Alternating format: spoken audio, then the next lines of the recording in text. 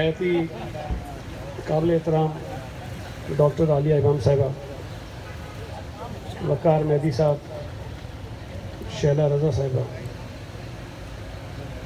Pakistan Peoples Party district central کے general secretary Dil Muhammad صاحب، Pakistan Peoples Party Karachi کے deputy information secretary Asif Khan صاحب، تحسین عابدی صاحبہ، پاکستان پیپلز پارٹی ضلع بستی کے یہاں موجود عہدیداران، آج کے میزبان سید محمد نقی صاحب، پنڈال میں موجود علماء کرام، سرکاری افسر، میڈیا کے دوستوں، خواتین حضرات، السلام علیکم۔ میں سب سے پہلے تو بہت خوشی محسوس کر رہا ہوں کہ آج علامہ ضمیر اختر نقوی فاؤنڈیشن کی لائبریری کی افتتاحی تقریب میں یہاں مدعو ہے، اور وقار بھائی نے بھی تذکرہ کیا، لیکن میں ذاتی طور پر بھی سمجھتا ہوں کہ جو زمانہ تبدیل ہوا ہے اس میں جو لائبریری کی اہمیت تھی اس سے آج کل کے جو نوجوان ہیں، بچے ہیں، وہ بالکل ہی اس سے آگاہ نہیں ہیں، اور یہ وقت کی ضرورت ہے کہ ہم صرف ایک نہیں بلکہ جگہ جگہ لائبریریز قائم کریں اور ان کو آباد کریں۔ مجھے یہ بتاتے ہوئے خوشی ہو رہی کہ ہم نے اپنے سرکاری اسکولوں میں بھی لائبریریز کا قیام جو ہے وہ شروع کیا ہوا ہے۔ ظاہر ہے ایک لمبا کام ہے، بہت سارے اسکولز ہمارے پاس، لیکن اس کا آغاز کیا ہے۔ اور مجھے ایک مرتبہ میں کمبر شہزاد کوٹ گیا کچھ اسکولز کے وزٹ کے لیے، تو وہاں کچھ نوجوان تھے، وہ بینر لے کے کوئی احتجاج کر رہے تھے، تو میں رک گیا وہاں، میں نے سوچا کہ پتہ کروں کہ ان کا مسئلہ کیا ہے۔ تو وہاں میں نے دیکھا تو انہوں نے بینرز بھی اٹھائے ہوئے تھے، آئے میرے پاس، وہ کہنے لگے ہمارے یہاں شہر میں ایک لائبریری بن رہی ہے اور پتہ نہیں کتنے برسوں سے مکمل نہیں ہو رہی، تو آپ لائبریری مکمل کرائیے۔ تو مجھے بڑی خوشگوار حیرت ہوئی کہ لوگ احتجاج کرتے ہیں کہ ہمیں نوکری دے دو، لوگ احتجاج کرتے ہیں ہماری تنخواہ بڑھا دو، کوئی اور مختلف ایشوز پہ لوگ پروٹیسٹ کر رہے ہوتے ہیں۔ میں نے سچی بات ہے پہلی مرتبہ نوجوانوں کا احتجاج اس بات پہ دیکھا کہ وہاں لائبریری جو نامکمل ہے اس کو جلدی مکمل کرائیے۔ اچھا، مجھے تھوڑا سا کھٹکا لگا کیونکہ میں قبول نہیں کر پا رہا تھا کہ یہ احتجاج صرف اسی لیے ہے، تو میں نے وہاں جو میرے ساتھ کچھ اور لوکل لوگ بھی تھے، کچھ آفیسر بھی تھے، میں نے کہا مجھے کوئی یہ ڈرامے بازی لگتی ہے، یہ سمجھ میں نہیں آتی بات کہ یہ اتنی دیر سے کھڑے ہیں گرمی میں، انتظار کر رہے ہیں کہ وزیر صاحب آئیں گے اور احتجاج کریں گے، مجھے سمجھ میں نہیں آئی بات۔ تو وہاں مجھے انہوں نے بتایا کہ ان تمام ڈسٹرکٹس میں، کمبر شہزاد کوٹ میں، ارد گرد میں بھی، انہوں نے کہا کہ آپ کبھی جا کر لائبریریز میں دیکھیں کہ کتنا بڑا مجمع ہوتا ہے وہ نوجوانوں کا جو وہاں تحریک کرتے ہیں۔ اور انہوں نے مجھے ایک اور بات کہی، انہوں نے کہا کہ اب جو ریزلٹس آتے ہیں نا پبلک سروس کمیشن کے یا سی ایس ایس کے، آپ اس میں دیکھیں کہ آپ کو اس علاقے کے بہت سارے نوجوان نظر آتے ہوں گے کہ وہ پاس ہوتے ہیں، اس میں اس کی وجہ یہ لائبریریز ہے، اور ان لائبریریز میں جوانوں کا جانا ہے، وہاں کا پڑھنا ہے۔ تو جو بہت ہی بیکورڈ علاقے ہیں جہاں لوگوں کے پاس سہولیات نہیں ہیں، وہاں بھی اگر انہیں لائبریریز میسر ہیں اور وہاں کتابیں میسر ہیں تو ان لائبریریز میں وقت گزار کر وہ مقابلہ کرتے ہیں کسی بھی اعلیٰ تعلیمی ادارے میں پڑھنے والے نوجوان کے ساتھ، اور وہ پبلک سروس کمیشن کے ایگزامس بھی پاس کرتے ہیں، پولیس کے اندر بھی آتے ہیں، سول سروس میں بھی آتے ہیں اور پاس ہو جاتے ہیں۔ تو اس لیے میں سمجھتا ہوں کہ یہ جو لائبریریز کا ایک رجحان تھا، جو ایک بڑا ماضی میں بہت رہا ہے، اس کو میں آگے بڑھانا چاہیے۔ اور یہ جو ایک لائبریری کا آج افتتاح کر رہا ہوں، میری دعا ہوگی کہ اللہ تعالیٰ علامہ ضمیر اختر فاؤنڈیشن کو بھی اور ان کے علاوہ اور جو لوگ اس قسم کے فلاحی کام کرتے ہیں انہیں یہ توفیق دے، ہمت دے، طاقت دے کہ وہ اس قسم کے کام کریں جو صرف کسی ایک متعین وقت کے لیے، عرصے کے لیے نہیں ہے۔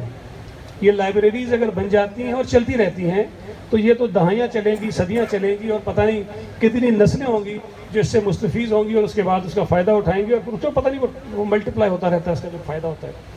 تو ان کو اللہ تعالیٰ اور ہمت اور توفیق دے، کامیابی دے۔ میں صرف تھوڑی سی نقی صاحب سے گزارش کر دوں، انہوں نے تو بہت لمبی چوڑی باتیں کر دی۔ میں اکثر جو ہے نا، یہ میں آپ کو بتا رہا ہوں کہ کبھی بھی میں سوشل میڈیا پہ اپنے متعلق کمنٹس پڑھتا ہی نہیں۔ مجھے یہ اندازہ ہے، ظاہر ہے ہم جس کام میں، جس دھندے میں ہیں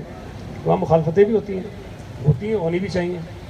اور جو اول فول وہاں بولا جاتا ہے اگر میں پڑھوں گا تو کیا ہوگا؟ بھائی میرا دماغ ہی خراب ہوگا نا، تو بہتر یہ ہے کہ پڑھو ہی نہ اس کو۔ جو کام ہم کر رہے ہیں جب تک میرا ضمیر مطمئن ہے، نقی صاحب آپ کا ضمیر مطمئن ہے کہ آپ ٹھیک کر رہے ہیں، کوئی کیا کہتا ہے اس کی پرواہ کرنے کی ضرورت ہی نہیں ہے۔ اور میں تو مذاق میں سب کو کہتا ہوں کہ اگر ہم یہ پڑھنا شروع کر دیں تو اگلے دن خودکشی کر لیں گے، اتنا پریشانی ہوتی ہے بندے کو، پتہ نہیں کیا کہ باتیں کہہ رہے ہوتے ہیں۔ تو لہٰذا آپ کو مشورہ میرا یہ ہے کہ اگر آپ سوشل میڈیا پہ یا کسی اور ذریعے سے اپنا کوئی پیغام، اپنی کوئی بات، اپنا کوئی کام آگے بڑھاتے ہیں تو بس وہ آگے بڑھائیں اور رک جائیں، نیچے کون کیا لگتا ہے اس کو چھوڑ دیجیے۔ یہ بہرحال اتنی ٹینشن لینے کی ضرورت نہیں ہے۔ آپ نے پاکستان پیپلز پارٹی میں شمولیت کا فیصلہ کیا، ہماری بہن تحسین عابدی نے کیا، اور بہت سارے دوستوں نے کیا، تو یہ تو نہیں ہوتا کہ 100 لوگ آپ سے ملیں گے، 100 لوگ آپ کو تعریف کریں گے، انکریج کریں گے، اور بھائی 25 کہیں گے بہت اچھا کیا، 25 کہیں گے آپ کی مرضی، 50 کہیں گے بڑا گناہ کا کام کیا آپ نے، آپ تو دوزخ میں چلے جاؤ گے۔ تو یہ تو ساری باتیں ہوتی ہیں۔ تو آپ جس نیت سے آئے ہو پارٹی میں، پاکستان پیپلز پارٹی کے متعلق جو آپ نے کہا بالکل درست کہا کہ ہماری پارٹی میں اللہ کا شکر ہے، یہ میں سمجھتا ہوں کہ ہمارے جیسے ملک میں جہاں مختلف زبانیں بولنے والے لوگ ہوں، جہاں مختلف اقوام ہوں، جہاں مختلف مسالک ہوں، جہاں مختلف مذاہب ہوں، وہاں تمام لوگوں کو ایک پلیٹ فارم پہ لانے کے لیے اب پیپلز پارٹی جیسی جماعت کی ضرورت ہوتی ہے کہ جہاں لوگ اکٹھے ہوں اور وہ اپنے بھلائی کے کاموں کے لیے، فلاح کے کاموں کے لیے، سماج کے کام کے لیے، سوسائٹی کی بہتری کے لیے، معاشرے کے، ملک کی بہتری کے لیے مل جل کر کام کرنا۔ تو یہ اچھی بات ہے۔ ہماری جماعت میں تو اکثر لوگوں کو اکثر نہیں پتہ ہوتا کہ کوئی شیعہ ہے کہ سنی ہے، اگر کسی کا نام بھی کوئی عجیب سا ہو تو پتہ بھی نہیں چلتا کہ مسلمان ہے کہ ہندو ہے۔ تو یہ چیزیں ہم پوچھتے نہیں ہیں، نہ مسلک کا پوچھتے ہیں، نہ مذہب کا پوچھتے ہیں، نہ غریب کا پوچھتے ہیں، نہ امیر کا پوچھتے ہیں۔ پارٹی کے ساتھ چلنا ہے، کام کرنا ہے، مقصد ایک ہے کہ لوگوں کی خدمت کرنی ہے، اس پر آگے چلتے رہتے ہیں، اور اس کے لیے میں سمجھتا ہوں کہ آپ نے صحیح پلیٹ فارم چنا ہے۔ تنقید ہوگی، اگنور کیجئے، جس نیت سے آپ نے آگے بڑھنے کے لیے پلان کیا اسی طرح آگے بڑھیے، انشاءاللہ تعالیٰ آپ اپنے لیے بھی بہتر کریں گے، اپنے لوگوں کے لیے بھی بہتر کریں گے، اپنے شہر کے لیے بھی بہتر کریں گے۔ یہاں وقار بھائی نے بھی ذکر کیا، یہاں ایک مجھے ابھی ڈپٹی کمشنر جو ایڈمنسٹریٹر ہیں یہاں کے، شبر بھائی سوری ماسک لگایا پہچانے نہیں ہے، مجھے لوگ پوچھتے ہیں کہ ماسک سے پہچانی، میں کہتا ہوں کہ میں تو ماتھے سے پہچانا چاہتا ہوں، آپ کو یہ سہولت نہیں ہے۔ تو بہرحال ابھی مجھے ایڈمنسٹریٹر صاحب نے بتایا کہ یہاں المنصور لائبریری ہے ڈی ایم سی سینٹر کی، وہ انڈر یوٹیلائزڈ ہے، اور وہاں پر بھی اگر آپ کتابیں رکھنا چاہتے ہیں علامہ صاحب کی تو بالکل اس کو بھی استعمال کیجئے، وہ سہولت ہے۔ بلکہ اور بھی ہم کوشش کریں گے کہ جہاں جہاں لائبریریز موجود ہیں وہاں کتابیں جانی چاہیے تاکہ زیادہ سے زیادہ لوگ جوان جو ہیں، نوجوان جو ہیں، اس سے مستفید ہو سکیں۔ میں صرف چونکہ یہ ویسے تو خیر لائبریری کا ہے، لیکن ایک دو چیزیں ایسی ہوتی ہیں جو جن سے سب لوگ جڑے ہوئے ہیں۔ ابھی شاید آپ نے پڑھا ہوگا، کل پرسوں اخبارات میں بڑی ہیڈ لائنز آئی ہیں کہ آئی ایم ایف کے جو معاہدہ ہوا ہے حکومت کا، اس کے ذریعے کیا کیا مزید مصیبتیں پاکستانیوں پر ٹوٹنے والی ہیں۔ اسی سال میں، یعنی جو مالی سال جو ختم ہوتا ہے 30 جون کو، ویسے تو ہم دسمبر میں ختم کرتے ہیں، مالی سال جو ہے وہ جولائی سے جون تک چلتا ہے، تو جو 30 جون کو ختم ہوگا اس سے پہلے کوئی تقریباً 5 روپے پر یونٹ بجلی مہنگی ہونی ہے، 5 روپے فی یونٹ بجلی مہنگی ہونی ہے۔ چینی مہنگی ہوتی جا رہی ہے۔ ابھی جو میں نے دیکھا کہ اپریل کے مہینے میں جو بیورو آف اسٹیٹسٹکس کا ڈیٹا ہے، جو انہوں نے بتایا ہے کہ 18% مہنگائی آپ کے اپریل میں ہوئی ہے، یہ ہو رہی ہے 18% اس میں ہوئی ہے۔ جو اگلے سال کے لیے آئی ایم ایف کی شرائط پر جو نئے ٹیکس لگانے ہیں ہم پر، آپ پر، پاکستان کے لوگوں پر، وہ 1200 ارب روپے کے ہیں۔ 1200 ارب روپے کے نئے ٹیکسز نئے پاکستان میں پرانے لوگوں پر لگنے ہیں۔ پھر جو پیٹرول ہے، ڈیزل ہے، اس کے اوپر جو پیٹرولیم لیوی ہوتی ہے، وہ آپ کو یاد ہوگا کہ اسمبلی میں کھڑے ہو کے ایک وزیر نے کہا تھا، اسد عمر صاحب نے، کہ جناب اتنی اس کے اوپر لیوی لگائی، یہ نکال دیں تو پیٹرول تو 45 روپے کا ہو جاتا ہے۔ تو جتنی حکومتیں گزری ہیں، جتنی ماضی میں، کسی حکومت نے پیٹرولیم لیوی اتنی نہیں بڑھائی جتنی کہ اس حکومت نے بڑھائی۔ اور جو ان کا ٹارگٹ تھا اس مالی سال میں جو ٹارگٹ تھا تقریباً 400 ارب روپے جو پیٹرولیم لیوی سے کمانے تھے، وہ انہوں نے بڑھا کے ماشاءاللہ 500 ارب روپے کر دیا، تقریباً 500 روپے سے زائد کر دیا، تو وہ بھی اضافہ کریں گے۔ اگلے سال میں پھر یہ جو پیٹرولیم لیوی ہے اس میں یہ 500 سے 600 روپے اس کو لے کے جا رہے ہیں، وہ بھی ہمارے اور آپ کی جیبوں سے نکلے گا۔ تو یہ جو مہنگائی کا عذاب ہے، یہ میں سمجھتا ہوں کہ پہلے تو وہ کہتے تھے نا غریب کا جینا مشکل ہو گیا ہے، اب تو غریب ہو، متوسط طبقے کا ہو، بیچارہ تھوڑا بہت امیر ہو، سب کی جو حالت خراب ہے۔ اور میں ایک بات ہر جگہ کہتا ہوں کہ پیپلز پارٹی کی حکومت آتی ہے، لوگ کہتے تھے یہ غریبوں کے لیے اچھی ہے، یہ مزدوروں کے لیے اچھی ہے، یہ سرمایہ داروں کے لیے اچھی نہیں ہے، یہ ان کے لیے اچھی نہیں، ان کے لیے اچھی نہیں۔ نون لیگ کی حکومت آتی تھی تو لوگ کہتے ہیں جی یہ سرمایہ داروں کے لیے اچھی ہے، یہ غریبوں کے لیے اچھی نہیں ہے، مزدوروں کے لیے اچھی نہیں ہے، لیکن یہ منحوس حکومت تو کسی کے لیے اچھی نہیں ہے۔ مطلب غریب ہو، امیر ہو، مڈل کلاس کا ہو، سرمایہ دار ہو، زمیندار ہو، جاگیردار ہو، ان کی نوست نے سب کو اپنے سائے تلے لیا ہوا ہے۔ تو انہوں نے جو بربادی پھیلائی ہے، لوگوں کو بڑا شوق تھا نئے پاکستان میں مزہ لینے کا۔ سچی بات ہے کبھی کبھی دل کرتا ہے کہ 5 سال پورے کرے تاکہ لوگوں کا شوق پورا ہو، لیکن پھر ایک خوف خدا آتا ہے، ایک ڈر لگتا ہے کہ 2.5 سال میں انہوں نے جو حشر کیا اس ملک میں غریبوں کا، وہ پتہ نہیں کتنی کروڑوں نوکریاں دینی تھی وہ پتہ نہیں کہاں گئی، کتنے لاکھ گھر دینے تھے وہ پتہ نہیں کہاں گئے، لوگوں کے گھر ٹوٹ رہے ہیں، لوگوں کی نوکریاں جا رہی ہیں، بجائے آگے جانے کے پیچھے جا رہے ہیں، مہنگائی بہت بڑھ رہی ہے۔ تو اگر یہ سلسلہ چلتا رہا تو جب یہ نئے پاکستان کا جو ہوا لے کے نکلے گی لوگوں کے دماغ سے، تب تک شاید اس پاکستان میں غریب کو بچے گا ہی نہیں۔ تو لہٰذا اس حکومت کے لیے، اس حکومت کے خاتمے کے لیے ہمیں جدوجہد کرنی چاہیے، کوشش کرنی چاہیے۔ اور جس طرح وقار مہدی صاحب نے بتایا کہ کسی بھی سیاسی جماعت کے لیے